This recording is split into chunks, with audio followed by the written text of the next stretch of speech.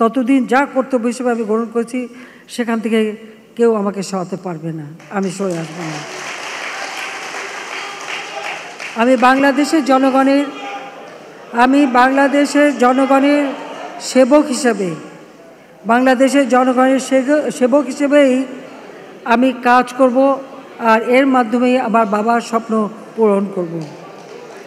এই মুহূর্তে বাংলাদেশ একটি ক্রান্তিকালে দাঁড়িয়ে স্বল্পোন্নত দেশের তালিকা থেকে উন্নয়নশীল দেশের কাতারে সামিল হতে যাচ্ছে। এই উত্তরণ যেমন একদিকে সম্মানের, অন্যদিকে বিশাল চ্যালেঞ্জ। 7ই জানুয়ারি নির্বাচনের মাধ্যমে গঠিত সরকারকে এই চ্যালেঞ্জ মোকাবেলা করার সক্ষমতা থাকতে হবে, আর সে সক্ষমতা একমাত্র আওয়ামী লীগেরই আছে, আওয়ামী লীগই পারবে।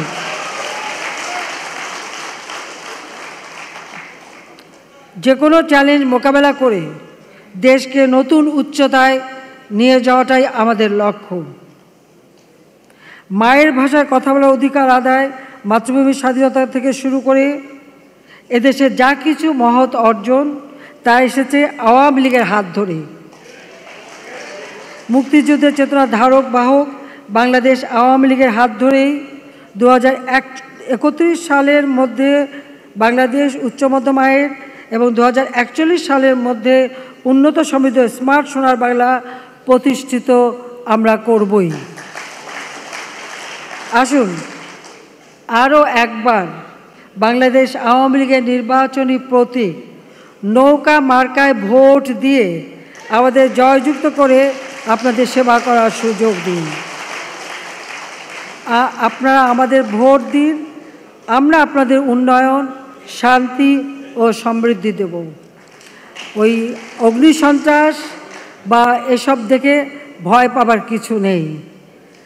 কবি সত্যেন্দ্রনাথের ভাষা বলতে চাই, মেঘ দেখে করিস নে ভয়, আড়ালে তার সূর্য হাসে, হারা শশীর হারা হাসি, অন্ধকারেই ফিরে আসি।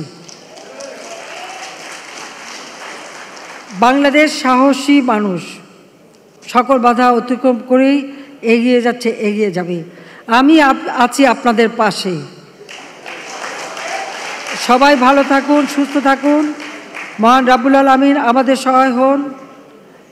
আমি জাতির পিতার অত্যন্ত প্রিয় একটি কবিতা রবীন্দ্রনাথের, যেটা সবসময় তিনি উচ্চারণ করতেন, আমি সেই কথা বলেই আমার বক্তব্য শেষ করব।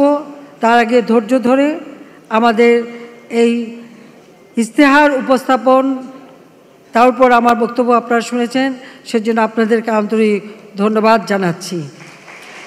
আমি জাতির পিতার সেই প্রিয় পংক্তি, উদয়ের পথে শুনিকার বাণী, ভয় নাই ওরে ভয় নাই, নিঃশেষে প্রাণ যে করিবে দান, ক্ষয় নাই তার ক্ষয় নাই।